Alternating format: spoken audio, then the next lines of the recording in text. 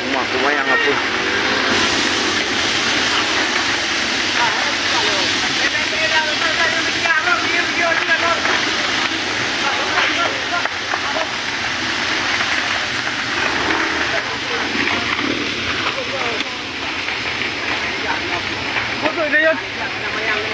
Lah dah yuk.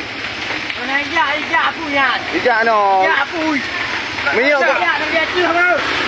Apa yang dia tu ada apa?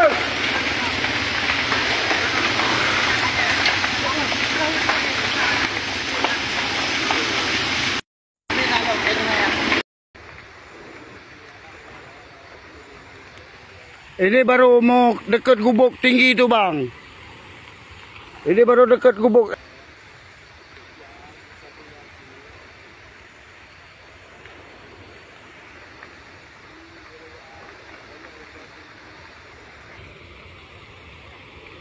Udah itu udah mau terbakar, tak sampai dah enggak tu, udah mau sampai ke gubuk itu.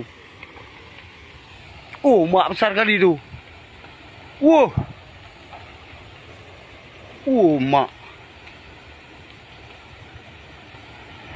Wah. Drum tu drum.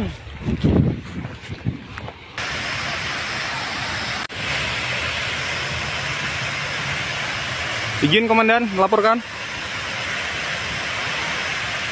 Sumur minyak Desa Alur Canang terbakar.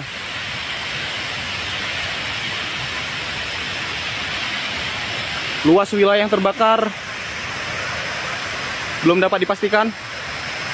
Untuk korban jiwa juga belum ada laporan.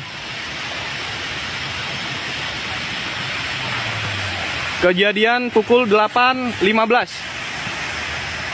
waktu Indonesia bagian barat.